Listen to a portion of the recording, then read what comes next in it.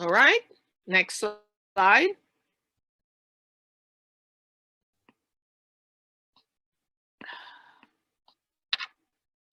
In the Greek, nous refers to the mind. And those of you who are biblical students in the Strong's Concordance, you would find that in the New Testament, number 3563. So nous or nous speaks to the intellect, the mind, whether it's divine or human, or our understanding. So the thoughts, the feelings, as well as the will. Who remember where the seat of the will is? We spoke about it last night. Anyone? There's going to be an exam at the end of the 28 days. In the frontal lobe. The frontal lobe. The frontal lobe. All right. So when we speak about the brain, the mind, we're talking about the will, our feelings, and our thoughts. Remember, in the frontal lobe, right over the hairline, is the seat of spirituality, of morality, of organization and judgment. So if you're very disorganized and your life is in chaos, your brain is broken and it stands in need of healing. If you are baza, as they say, you're in the pond and out in the pond, you're indecisive. Today you're east, tomorrow you're west, the next day you're north, and the other day you're south. The brain needs healing. So organization, the will, discipline, high cognitive skills, those are, and spirituality, they're all controlled and managed by the frontal lobe, or the citadel of the brain. Next slide. So the nervous system, of which the brain is a part, is responsible for sensory perception. So you're walking and you stump your foot and you feel that pain, that shock. It's a perception of pain as well as pleasure. You come home, Joy and David made a nice meal for you and you're very hungry. You feel warm, and Joy is looking at me. I know David cooks the dinners for you. It controls body movements. It regulates body function, and it plays a significant role in the development of thoughts, language, there's something they're hidden under there, and memory. Next slide. Of course, it's located in the brain, but the way some of us behave, we would think that our brain is on the sole of our feet, the plantar area, the foot bottom. It weighs approximately 3 pounds. It is surrounded and protected by bones of the meninges and the cerebrospinal fluid. Remember last night, I said the reason why we need to take care of our brain, it is encased in a skull, in a bony structure. And if any injury is done and you begin to bleed, the brain swells and it's compressed in that anatomical space, and it can create a lot of problem. And of course, the cerebrospinal fluid and the meninges protects that very important tissue or an organ of the brain. They very protective. Next slide. There, Sister Violet, is there a way I can change the setting here with these faces? It's blocking my view of my slides. Did I do something wrong? Did I change something? You have to, I think you have to minimize your participants. Minimize my participants. Now, why does she think I know how to do that?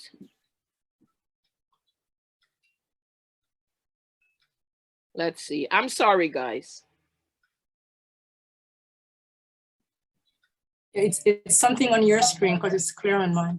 Yeah. All right. Not sure. Are you on your iPad? I'm on my iPad.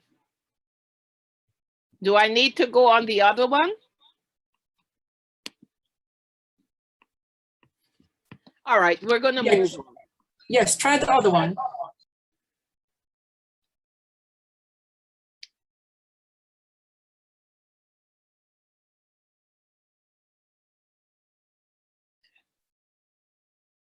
All right, I'm going to go ahead. There are 4 spaces that are called the ventricles, and they surround the brain, and that area is occupied by cerebrospinal fluid. This fluid is constantly flowing. Remember last night we said that the brain is about what percentage of fluids? Who remembers? Anyone? 75. About 75% water. So there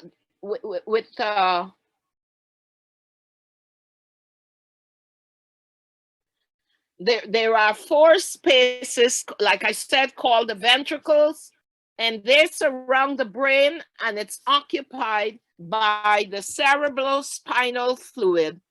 And this fluid flows from the ventricles and through the meninges and back into the bloodstream. So hydration is crucial. The brain is not an organ. Actually, it has many parts that have different functions, but all the parts are connected.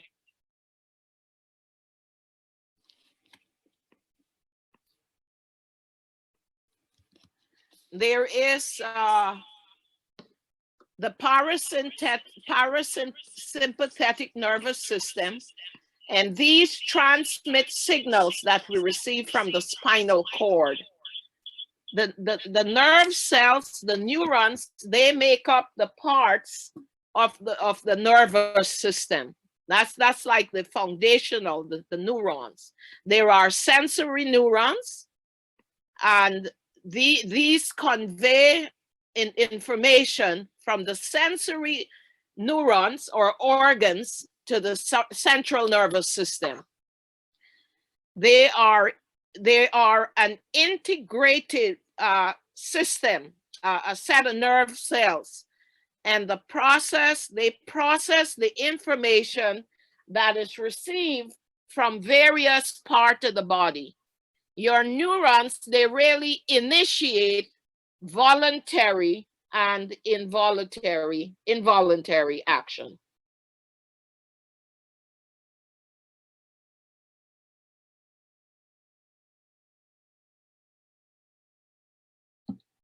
Located.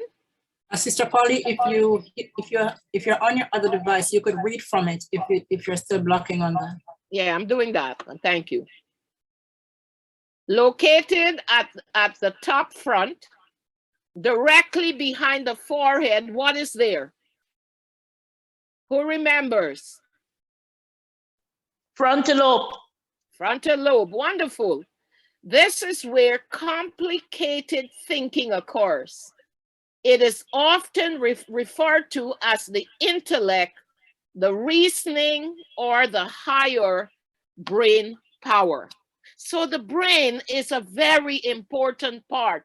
Whether you are spiritually inclined or not, the brain is essential in terms of care and so on.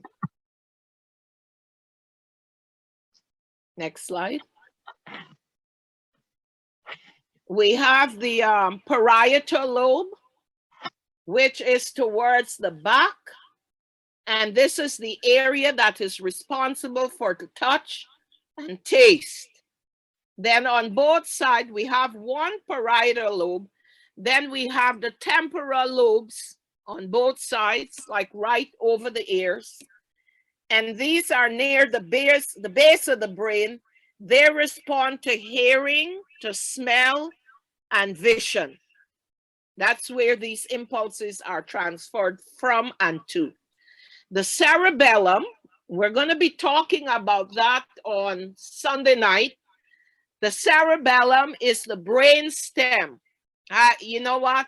Whether you believe in God or not, my friends, there is no way this complex structure called the human body can be discredited as being created by some power, some entity that is greater than you and I.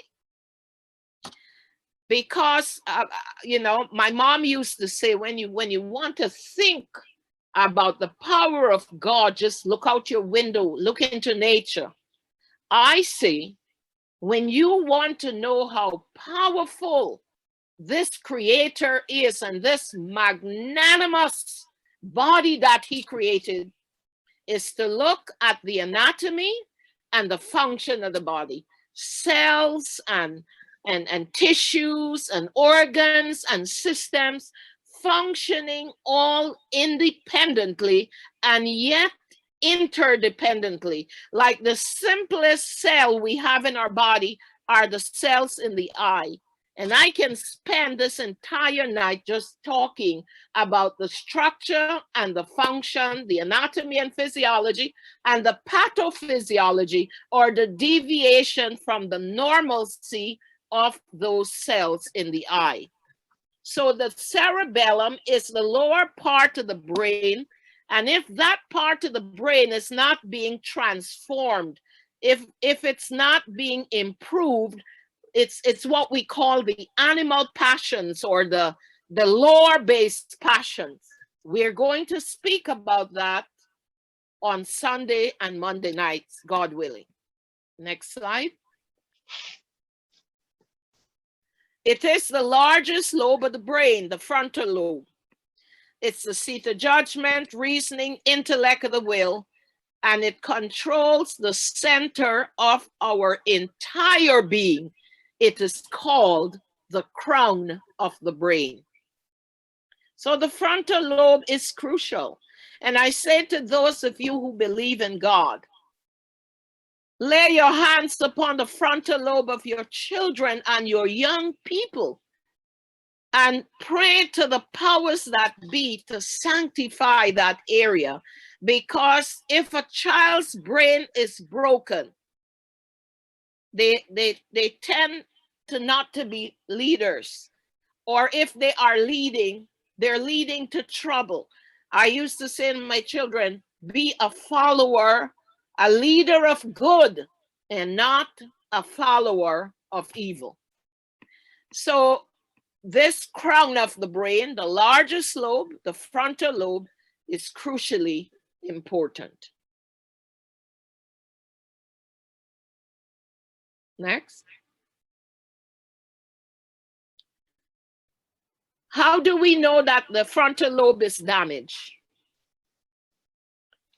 Anytime you have a temper outburst when you're frustrated, tomorrow night or the Saturday night, no, Sunday, Monday, we're going to be talking about this area, the cerebellum, the limbic system, the place where emotions are governed.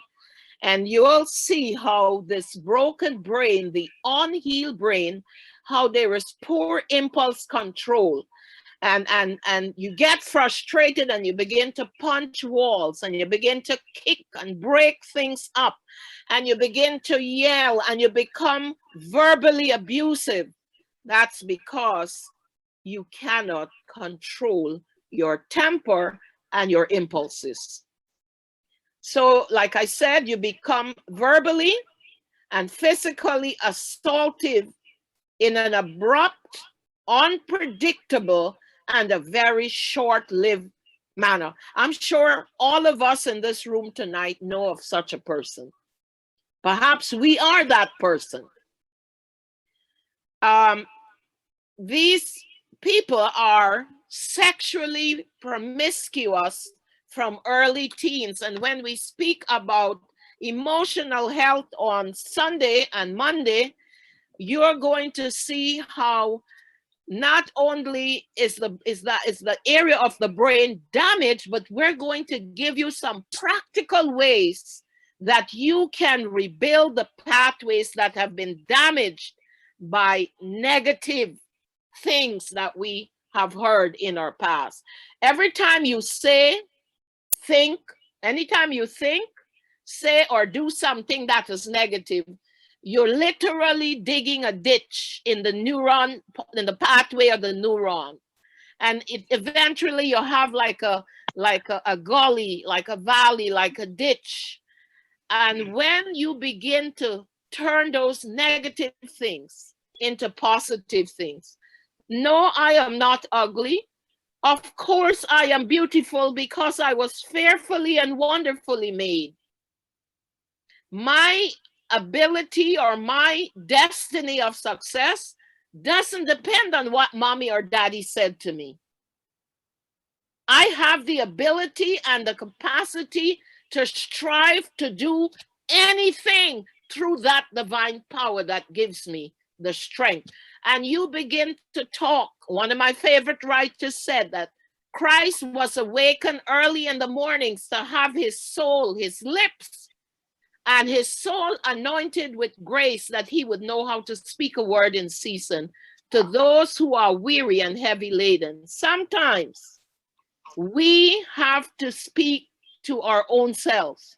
We're the ones who are weak and heavy burdened. We're the ones who need to cause us to hope in something better. We have to encourage ourselves, and we can recreate those pathways. So every time he said, no, I am not going to curse. No, I'm not going to have an outrage. I'm not going to yell. I'm not going to punch a wall. No, I am not going to say something nasty to my husband, even if he gets nasty. You are rebuilding. Your brain is releasing chemicals that will rebuild those pathways in your neurons and the pathways in your brain. We have the capacity to change that pattern within our brain. Next slide. Again, the person with the broken frontal lobe, they do not have sustained friendships. They can't keep friends.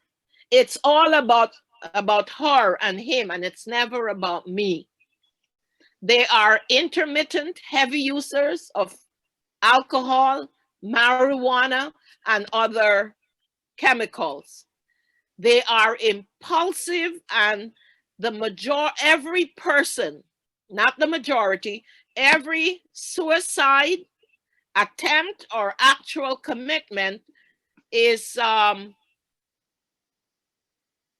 related to a broken frontal lobe, because depression becomes a major issue in the life of someone with a broken frontal lobe. And you do know, or if you don't know, suicide and depression, they're a couple. They walk hand in hand. You cannot commit suicide if you're not depressed. You can be depressed and not commit suicide, because you can also work on changing the chemical disposition to be depressed. Sometimes our claim of depression can be manipulative. If all we've had as a child is negativity, being depressed is a way to get an attention. You remember when you were small, how did you get your parents' attention? By doing something terrible.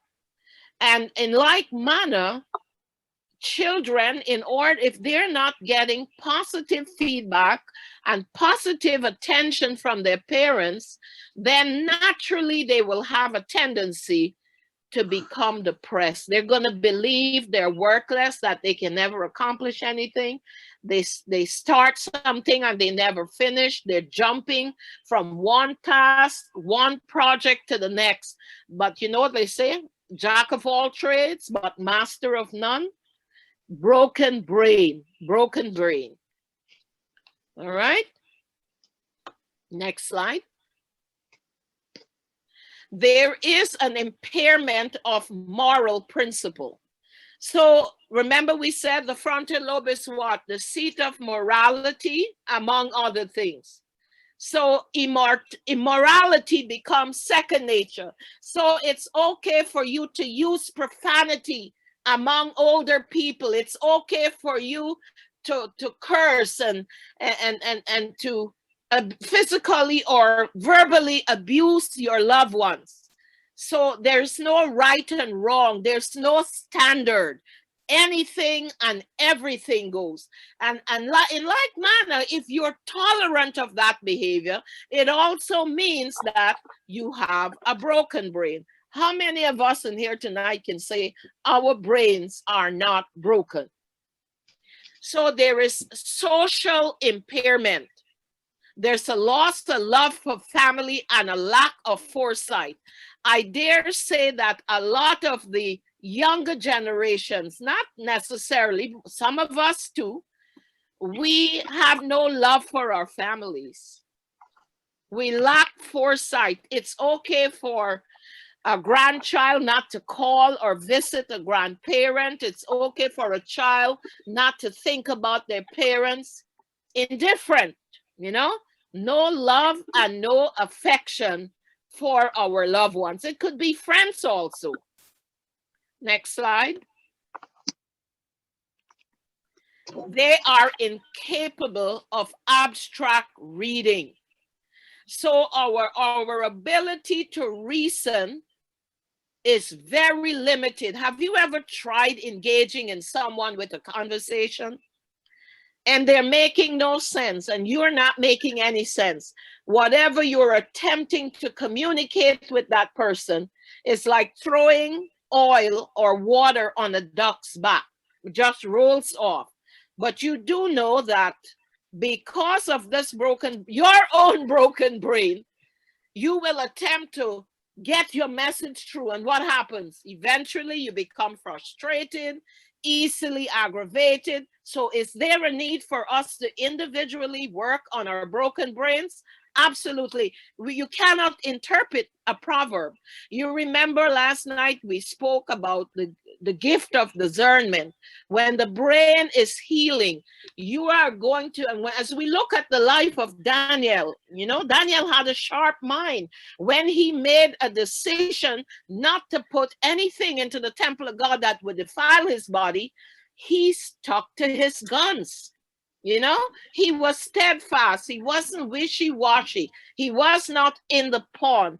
He was resolute about what he decided to do. That's my desire during these days of refreshing. They diminish the ability for mathematical understanding. And that was me as a child. I was very sickly, missed a lot of school, had gap skills, and was never the greatest math student. And I took on health sciences because I thought there would be no math, and boom, there was a math for health sciences. But I was fortunate. I had a Russian professor who was a genius at teaching. You can know a lot of stuff. Teaching is really a gift. And I went to her and I said to her, I said, if you were my childhood math teacher, I would have been an actuary today. She made it so simple and so beautiful that I actually look forward sitting in her class. So there's a loss of empathy. So take note that there are many symptoms. Some we might have, some we might see manifested in others, some to a greater and some to a lesser degree, depending on how broken the brain is and how much nurturing and positivity you have had in your life to begin to regrow those pathways. I say to young mothers, young fathers in this chat tonight, do your best not to help to break the brain of your child, because when we go to the emotional health, you will see what kinds of things actually break the brain. All right? It is not genetic, it is behavioral, the broken brain, unless there is some genetic disposition. But right now, neuroscientists are showing that even such conditions as schizophrenia and manic depressive disorder, that with a good lifestyle, if you want to research a physician by the name of Dr. Neil Nedley, Nedley, he is an expert on this stuff and has had significant success in working with patients with mental and emotional disorders. There are a few others also. All right, next slide. There's a lack of restraint. So there is poor impulse control. There's boasting, there's hostility, there's aggressiveness. And this is the one that really got me into thinking, because my desire is to retain a sharp mind. So memory impairment, even with recent events. Have you ever been so stressed, under so much pressure, that you can't even think about one thing to the next?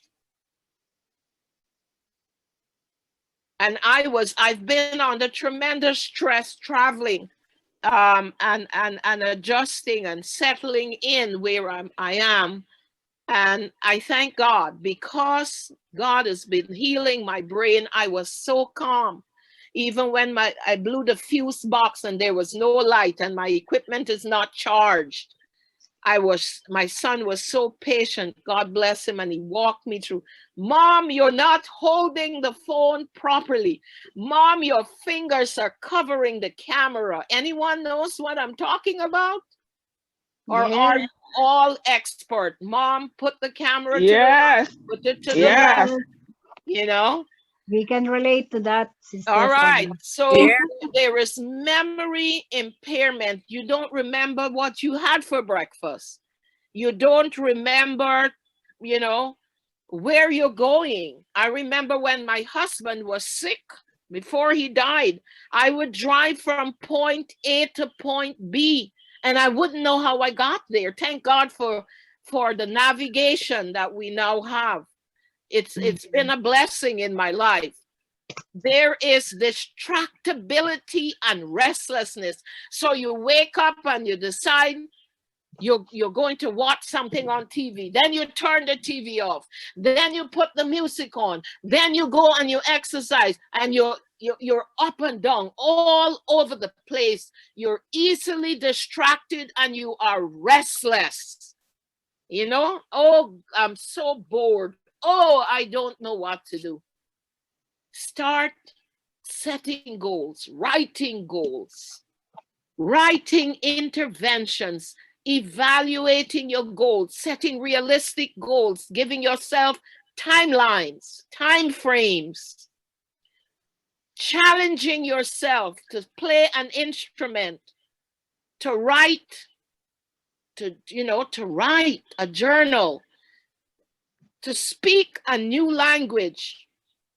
I believe that if I were raised during the age of Google, I would have been a genius. I do believe that. Don't become a Google doctor now. I told you last night, don't become a Google doctor, but investigate and research, stimulate your mind. I would say to my children when they were young, you're not watching TV. I said, those people there, they study communication. They know what to say, when to say it, and how to say it, so they can have your attention. I said, they get paid for TV. If you don't study and you don't do your homework and you don't complete your assignments, then you definitely would spend the rest of your life watching the television. And it's so negative generally. There's very little inspiration. And I know I'm going out on a limb. I said very little. I didn't say none. I myself prefer to investigate books and read. And I find that when I challenge myself, when I go from line upon line, precept upon precept, here a little, there a little, and the more I teach these classes, that material remains, and I am strengthening my brain, because when I learn how not to be restless, how not to be distracted, how to improve my memory, how to have to cultivate restraint, I'm actually restoring and rebuilding better pathways in my brain. Next slide. There's a flight of ideas. It's almost like mania, you know? Oh, I'm going to buy this land. Oh, I'm going to build this house. Oh, I'm going here. No, I'm not doing this. Yes, I'm going to do that. So it's almost like craziness. You're thinking and you're overthinking. I spoke to an overthinker last night. I used to be an overthinker. I still overthink a little bit, and I will share that with you. Watch out for the rabbit mode and the rabbit hole when we speak about emotional health. But flight of ideas, fantasies, and emotional instability. So many people are suffering from anxiety and depression because of all of the fantasy and this emotional instability because of what they see on Instagram.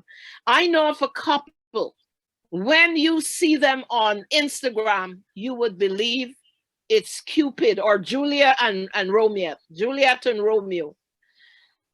And when you get into their relationship, there is so much turmoil and so much problem. Why am I saying this? I'm saying this, not everything that glitter is gold. And there was a time when if it walked like a duck and it quacked like a duck, it was a duck. Half of what we see on social media is not real. But because we are watching these things and we're fantasizing, we become emotionally unstable because of a broken brain. There is apathy. There's a lack of initiative. I don't care. If it falls, if the rain falls, if it snows, if it falls on a Sunday or a Monday, we say in Spanish, you're zumbao. You're indifferent, you don't care, you're lackadaisical, you know, you don't care. You just don't care. There is indifference to one's condition. You know, you're struggling and you don't have a budget and you can't balance your checkbook. I was there once upon a time. So I'm not throwing stones. A lot of what I'm sharing tonight is a path that I have walked. You are indifferent to your own condition or the condition of one for whom you should care. You're happy-go-lucky. I'm not saying you should walk like a pallbearer in life. That's not what I'm saying. But when you confront a problem, when there is an issue, when there is a situation that needs to be given critical thoughts, you have to focus on that. You can't be this, you know, happy-go-lucky person. There are certain things that must possess your attention. All right. Next slide. Here we talk about the mania. That's when you're so hyper. You know, and it's not positive energy, it's negative energy, because when the heart starts racing and the pulse begin to beat, it's not a strong, regular, and steady beat. So it's all of your systems with mania is working over time. And when someone is in a manic state, they become dehydrated. What happens to the brain? It is further impaired. So some of them, there's no sleep. Sometimes there is no proper nutrition, no rest. And mania is not only on the extreme left. You can be manic in your so-called normal day-to-day functioning. I can get a little manic when I'm preparing for these, these encounters. My sister will say, I'm not calling because I know how you get. I know you're trying to cross all your T's and line all your ducks up. So there is this obsessive compulsive disorder. I often say that when I was a child, I was not necessarily the sharpest nail in the pack. But there was something that I did that helped me through school. And I bless my daughter's heart. When she started law school and I began to share with them, she said, oh, mommy, that's the old-fashioned way of learning. Well, won't you know, she had an opportunity to see how mom's old-fashioned way of learning could help her to improve her grades. And she came home and she said, Mom, I hate for you to tell me I told you so. I said, what now? And she told me, I said, I won't tell you. So I told you so. I'm just happy that you're learning and that you're implementing some good habits to make you successful in life. But what I did without even knowing, without knowing that obsessive compulsive disorder was called OCD. And without knowing that I was coining a philosophy at the age of 9, 10, my philosophy was organization, O, consistency, C, diligent, D, and discipline, D.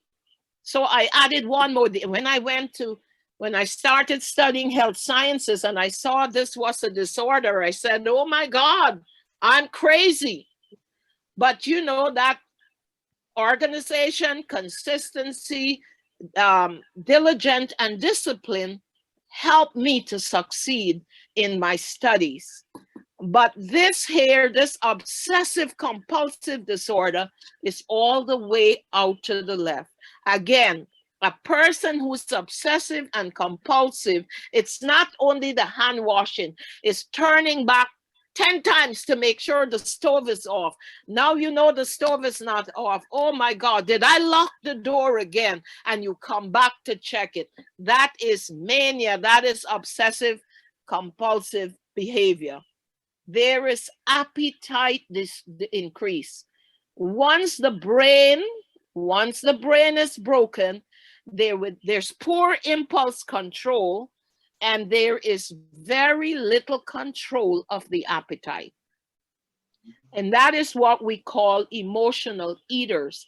I have been an impulsive, compulsive, or rather an emotional eater. Each day, as my brain pathways are being restored, I realize that I do not have to satisfy my stomach. My goal is to nourish my cells. So I don't necessarily have to eat when I become anxious or concerned about things that are not going the way I would want them to go. But the broken brain, we would see an increase of appetite. I don't know if you've ever been so stressed that there's like a hole in your belly and you will eat and you will eat and you will eat. And if you were to really pause or someone is observing, you will wonder, where is that food going? Is there a vacuum inside that person's innards? There is attention deficit and hyperactivity disorder. And you know, we're drugging our children, further impairing the frontal lobe and the brain. And there is so much modification, behavioral modifications that can be used to help to change the brain pattern, to heal the frontal lobe and the broken brain. And of course, the end result is always depression. I'm not talking about that sad feeling when you've lost a loved one, you know, or you were aiming for a house and the bank turned you down, or you fail an exam, or you got kicked out of school, or you lost a job and you just bought a home and just have a new car. Those are things that can possibly bring you there. But when we speak about emotional health, I'm going to show you some steps on how we can recreate the brain. We have that power. Next slide. So, the healing of these broken brain. Good science does not conflict. There's no conflict with the Bible if it is rightly understood. Before I began to study, to read, and to meditate on God's word, I would say that, oh, the Bible contradicts itself. Meanwhile, I had never read the Bible. And some people make all kinds of comments negatively about the word of God, but I can tell you there is peace, there is hope.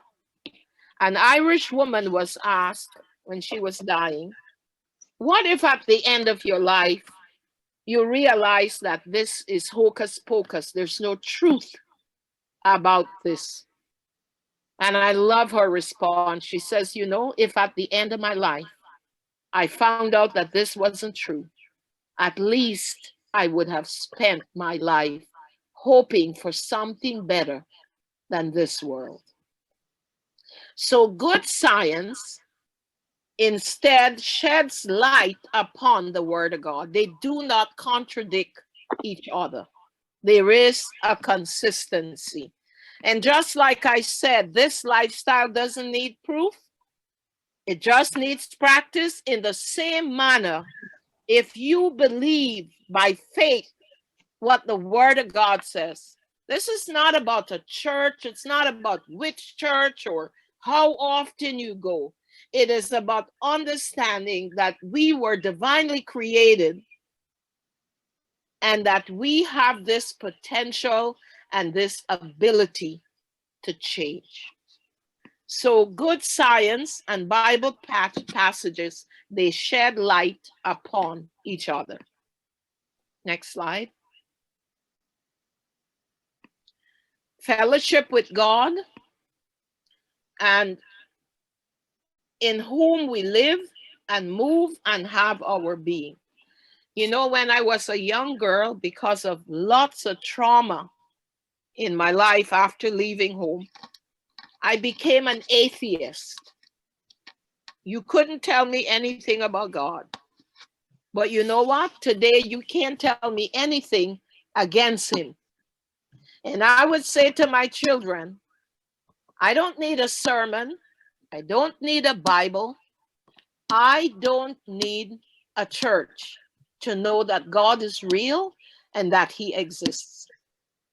I have proven the divine power of God in my life and in the lives of my loved ones and our circumstances over and over and over again. Next slide. Socrates, the Grecian philosopher, said, as a man thinketh, so is he. That statement, my friends, echoes the words of King Solomon, which was recorded 700 100 years earlier than when Socrates coined those words. And if you go to Proverbs chapter 23 and verse 7, you would see that it has a similar connotation. Again, good science doesn't contradict the Word of God, and the Word of God does not contradict good science. Next slide. After affirming our thinking is so powerful. I want you to listen carefully for this. Your thoughts can burst millions of chemical sacs and pour out chemicals at specific areas in the brain, and this profoundly affect our moods and our emotion. So if you are sitting at home, there's a crisis, there is a problem, relation, finance, physical stress, the job, the children, whatever. Your brain has the power through your thoughts to burst millions of sacs that will release chemicals and pour those chemicals in your brain that can turn around and change, enhance, elevate, motivate, transform your mood and your emotions. Do visit us on Sunday and Monday night as we speak about emotional health. So imagine you're worried, you're anxious about something. And I may as well tell you about the rabbit mode. When I was a child, I was always a reader. And I read a book about a rabbit. I'm trying to find it. Pray that I find a story that I can read it to my granddaughter and share the story with her one day. And I read about this rabbit who had nothing to do. And he laid on his back with his head in his hands, and he's looking up at the sky. He began by looking at the blue sky, watching the clouds pass, looking at the sun, imagining the moon and the stars are going to be there tonight. And all of a sudden, he said, as he saw, you think the clouds are, that they're moving, but actually the earth is rotating in its axis. That remains stable. And he said, oh my God, what would happen to me if the sky falls? And in his overthinking brain, eventually he began to say the sky was falling. He began to run all around the village and convince all the villagers that the sky was falling. And with their broken brains, they joined the rabbit, and they all were running around the village saying, the sky is falling, the sky is falling. I'm going to save the last part of the rabbit hole for you on Sunday night and Monday night. So if you want to hear the ending of the story, make sure you come as you hear about the rabbit hole. So when our thoughts are positive and we break these sacs in our brain, sacs that contain serotonin and dopamine and all of these positively charged emotions, they're going to change, they're going to enhance and improve our moods and our emotions. Next slide, please. John Eccles, who is a neuroscientist, he shows us how our thinking can even modify our genes.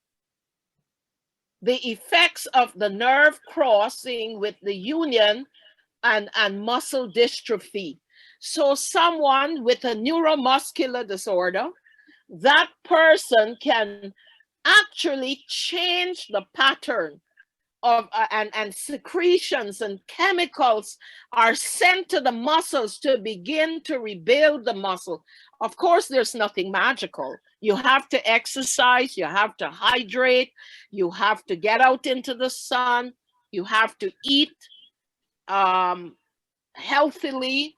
You have to think positively for those changes to take place. The brain has the power to restore even muscles. That's what John Eccles says.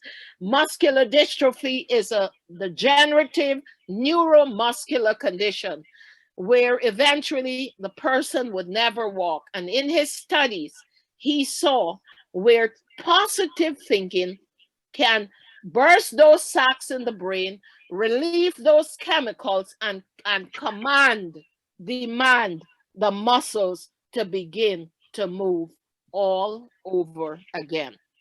Next slide, please. What is medicine for the mind? The Word of God tells us, great peace have they who love God, and nothing shall offend them. It doesn't mean that you're not going to get wobbly and shaky in your faith. What it does mean, you're not going to stay there. You're going to be concerned. You're going to be anxious about a situation. You're going to slow down. You're going to deep breathe. You're going to visualize. You're going to hydrate. You're going to take in some nutritious food. You're going to go for a walk. You're going to get a little bit of sunshine, and you're going to meditate, pray, chant, whatever your form of spirituality is, and you can transform your thoughts. This peace that will flood your soul. We can live from freedom of anxiety, panic disorder, depression, obsession, personality disorder, conduct disorder, post-traumatic stress disorder, sexual disorder, and a host of other mental and emotional disorders. Next slide, please. Discovering how we are abusing both a miraculous and an unbelievable powerful brain. We must search for the evidence in both the scientific as well as the spiritual realms. In our quest for answer of the physical as well as the psychologically broken brain. Next slide. Here are some facts about this structure that we want to heal.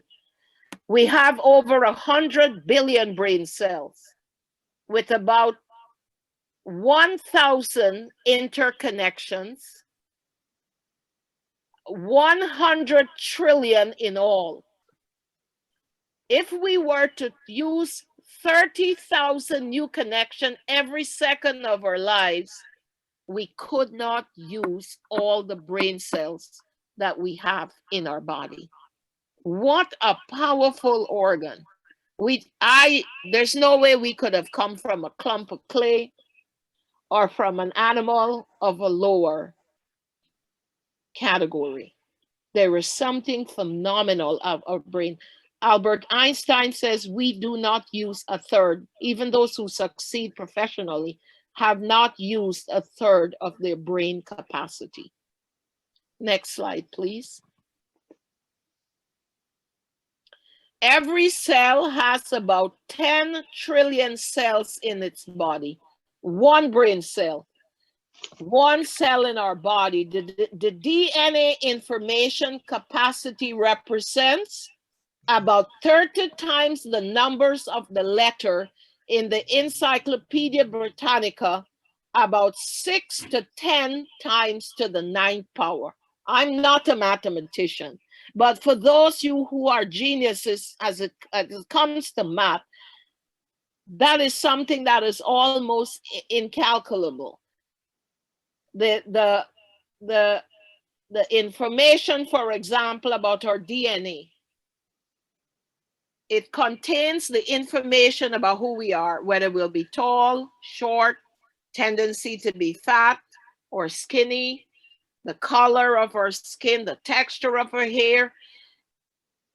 One strand of a DNA has all of that information about how we would be, what we would look like, what is our disposition, how we handle stress, what our moods have a tendency to be like. And if we were to unravel that one strand of DNA, we can wrap that information can fill several encyclopedias, hundreds of thousands of encyclopedias. Next. If all of the DNA of our 10 trillion cells were stretched out end to end, God created us to live for eternity. So if we were to stretch those cells out, those strands of brain cells, we can live for a very long time as we take care and remain with sharp minds. Memory problems is a problem of the last couple of generations. Dementia and Alzheimer's. Granted, research and data and information is more available than it was many years ago. But we, because of our lifestyle, because of our lifestyle, we're destroying the cells, we're impairing our memory, and deteriorating our moods, and we are in trouble. He equipped us with a brain that could be fascinated with an infinite universe for a never-ending eternity. So these brains were created to function efficiently. And that's why I said, everyone who is on this cleanse, whether you believe God or not, you will see the transformation that will take place in your life. Your thoughts become more positive. You're more energetic. You begin to discern things much easier. Your plans become specific. The road becomes clearer. You're energized to travel on that road to accomplishing your goals, to whatever destiny is for you. Every human being is created in the image of God and is endowed with a power akin to that of the Creator. I pray that we will, as human beings, discover the transforming faith in the meaning and the significance of this power, which is ours to control, to use frequently, and enjoyment and creativity with love for ourselves and others. When I hold my granddaughter and I hug her, my family historically, we are very cerebral people, and some have cultivated the talent of music.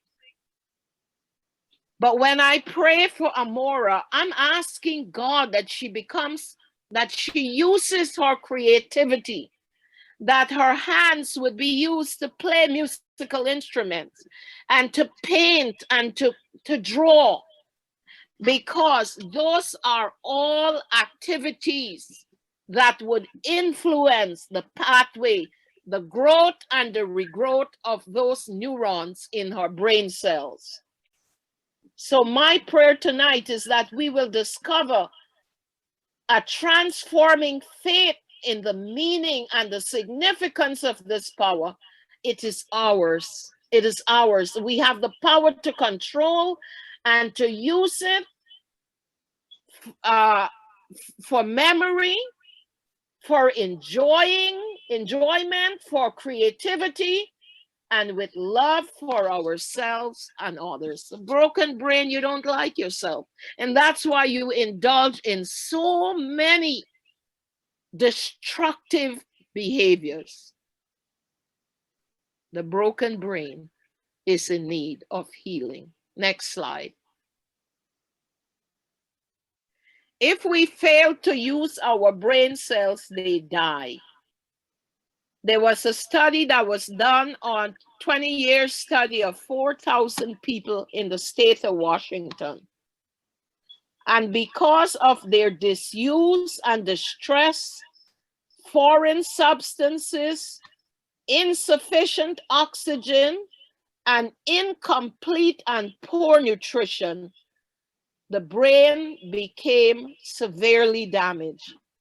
There was a control group study that was done, and those who were able to cultivate trusting relationships, who were not necessarily putting foreign substance in their bodies, and were receiving sufficient oxygenation to the brain and had wholesome nutrition, they were able to improve their memory and the function of their brains. We're going to talk about foods that nourish your brain. Brain scientists discovered that the brain does not like brokenness. As soon as a brain cell dies, the brain immediately dispatches macrophages to a cleanup crew, which immediately begin to remove the dead debris before it pollutes the environment of the brain. The brain was not made to have garbage, whether it's chemical, emotional, spiritual, or social. Someone who is abusive or who is abused, eventually you find yourself in a loop and you don't even think you can get out of that abusive situation. But I'm here to tell you that as you change and transform your lifestyle, you can convince yourself that you will not tolerate certain behaviors, and that, no, I am worthy of love, nurturing, and support and encouragement. Now, it's not only women who are abused. A lot of women abuse men also. And in psychology, there is something that is called the pecking syndrome. The husband abuses the wife, and the wife abuses the children, and the children abuse the animals or the pets, or the oldest down to the younger. So we have to live the kind of life where the macrophages don't have too much work. It's almost like cleaning up the streets in New York City. Next slide. Before it pollutes the brain. The brain then orders an army of reserve of astrocytes. This is another group of cells to stand by and ready to burst and release a nervous growth factor as soon as they receive orders. So here we are. We have the macrophages being dispatched. You know, if there were an emergency, the police come. So we can say the macrophages, and we're talking now about good cops, right? They're on the scene to make sure there is order. The sanitation workers are coming out when there is a catastrophe to clean. And as soon as the cleaning is finished, the astrocytes stand by, and they are ready to burst and relieve a nerve growth factor as soon as they receive the orders, so cells can begin, new cells can begin to grow, filling up that pathway so that your thought process, your mood, your emotions, your behavior, your lifestyle, ultimately your success in life begins to change. Next slide, please. Brain scientists also discovered that the brain is waiting for us or someone who cares about us to send the orders. And we send these orders when we show the caring and love to a person. And when we put forth continuing and appropriate efforts to activate and energize our bodies and our minds. So two things we have to do. For this broken brain, which doesn't like brokenness, which have the macrophages and the astrocytes ready to rebuild and clean up the garbage, They discover that the brain is waiting when someone loves you and someone cares about you. The broken brain has a lot to do with abandonment and abuse. The two of them dance together. But when someone is there to care, to love you, when you are able to put forth continuing and appropriate efforts to activate and energize your body and your mind. What is one of the best ways to energize your body? Exercise. We started a group called Use It or Lose It about a year ago. If you don't use it, you lose it. And so if we are changing the thought patterns through our lifestyle, we are going to activate and energize our bodies and our minds. Next slide, please. So it's like I said to the young lady with the thyroid, I said, I can't tell you about a herb or something to do. My approach to any disorder, no matter what it is a holistic approach. There are 10 prescriptions that I will prescribe for anyone with any kind of condition. So yes, that is correct. Someone who cares about us, or we ourselves caring for ourselves.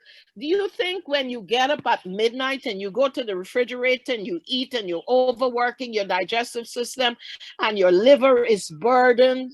You think when you can't sleep at night and the systems cannot clean themselves and reactivate for tomorrow's work? You think when you're always angry and evil, evilly surmising all of these toxic emotions, you don't love yourself, a broken brain. So as we begin to cultivate these lifestyle behaviors, we begin ourselves to love ourselves. And what happens? We activate and energize our bodies and our minds. And we want to harness our thoughts for healing. Tell yourself, I wasn't born to be depressed. I was not born to be abused. I was not born to be a failure. If you have failed up to tonight, I want to say to you, you can be a winner tomorrow. If you begin to change your thought, change your lifestyle patterns. Next slide. Anytime we are attentive, we provoke specific physical space, and time patterns are woven by great numbers of nerve impulse in our brain. So don't sit there overthinking. Don't count sheep. Speak to the shepherd when you can't sleep. Meditate, pray, chant, whatever. Do something that will tap into your spirituality. The mind is powerful, and the mind will go where the body goes, and the body will go where the mind goes. So you have that infinite power built into your brain system to transform those thoughts patterns. Paying attention, giving yourself that physical space. If we lack the brain cells and the networks that are needed for a task, our brain can form them. I am not inclined to do things with my hands. Not at all. But that's something I have to work on, because in my research, I found out that physical activities helps the brain in a significant way. There's a new science called neuroplasticity. So for example, if you turn your dishwasher off and you wash your dishes with your hands, you are impacting the brain pathways, the neurons, and the pathways in your brain. So if we lack brain cells and the network needed for a task, our brain cells can form them. And appropriate thinking, and then the mind becomes able by attention to activate any selective part of the brain at will. You know, I graduated high school at 15 and I couldn't start college. And so, you know, those of you who are my age and from the other side of the ocean, they sent the girls to commercial school so we can learn to type and write in shorthand. Today, a dear friend of mine, we had a beautiful conversation and I told her, I am limited now because I didn't learn to type. I told my dad, don't waste your money. I'm not becoming a secretary. I'm not going to listen to no rude boss yelling at me, and I'm not making coffee to serve. Oh, the ignorance of youth. Today I type, I pick corn on the keyboard. And my friend said to me, but you do know you can learn to type. I'm going to challenge myself.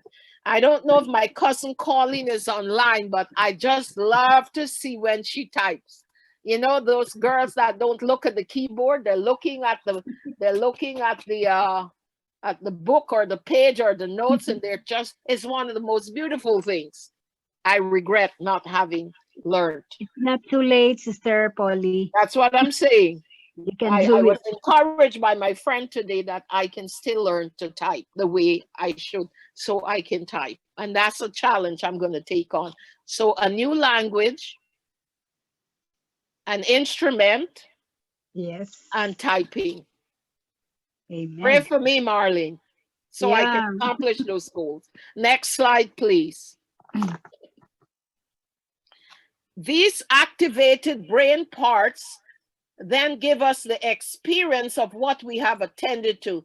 This experiences then become the basis of our personality and our character. This could be the basis of Paul with the Romans. Do not be conformed to this world, but be transformed by the renewing of your mind. You don't have to sit in the gutters. You don't have to hang out with turkeys if you want to fly like an eagle. And by the way, eagles fly alone. And when the eagle faces the storm, they're not looking at the storm. They're looking at the precipice. And their goal is to fly above and beyond the storm. If an eagle can have that kind of brain power, what about you and I? Next slide, please. We're encouraged to bring every thought into captivity by an act of will, by the act of a power of our choice. We can direct our brain to respond to our deepest desire. Warfare is not with worldly weapons. It is with intellectual brain power, thoughts, reactivating the neurons, the sensory and the motor neurons, the synapses, filling it with good, healthy chemical and transmitting those thoughts. It all begins in the frontal lobe. You know the old saying, as a man or a woman, a boy or a girl think it, so is he. So if you think you're ugly, you're going to walk around like you're ugly. You're going to have a bad attitude. If you think you cannot lose weight, you're going to continue to cultivate self-destructive behaviors, and you're going to struggle with your weight. If you think you cannot accomplish a goal, the same thing is going to happen to you. Our warfare is deep meditation, deep concentration, positive thoughts. Will yourself to grow and to become a better person during these 10 days Daniel detox. That's what Daniel and his 3 companions did. And that's why they became, historically, in the belief of the Christians, such powerhouses. Next slide, please. The immanent God, in which John Eccles and Albert Einstein believe, empowers our spiritual minds when we have chosen to commit our will to do his will. Anything that is good and positive is engineered by that spiritual power within us, because the Bible tells us it is God who works in you both to will and to do for his good pleasure. Next slide. Specific strategy. Don't be overcome by evil, but overcome evil with good. Somebody is talking about you, they're doing you ill. You don't have to reciprocate, because guess what? Show some empathy. That brain is broken. And if that person's brain is broken, remember we said impulsivity, whatever they think comes out of their mouth, a broken brain. And you don't have to overcome, you don't have to reciprocate, you don't have to respond. Overcome that evil with good. Bless the Lord, O my soul, and forget not all his benefits. Remember, on your plan, I recommended a gratitude journal. One of the ways that I either protect myself from going into my rabbit hole or getting out of my rabbit hole is to be grateful. I've asked you to find 10 things each day on this detox that you can be grateful for. It can be something not so simple, but simple as opening your eyes to see the sun. You can find 10 reasons, and that would help to rewire and rejuvenate and restore your broken brain. Next slide, please. Let us direct our attention to the divine creator. He is the divine physician, and he is the counselor. Let us study God's word with a view to know him better and to experience his abiding and his indwelling presence.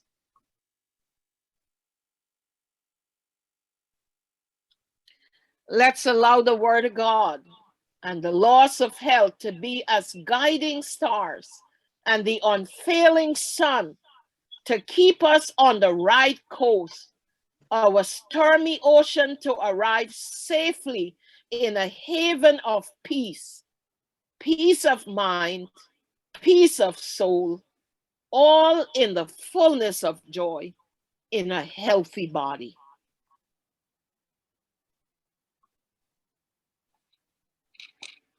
Beloved, I wish above all else that you would prosper and be in good health, even as your soul prospers.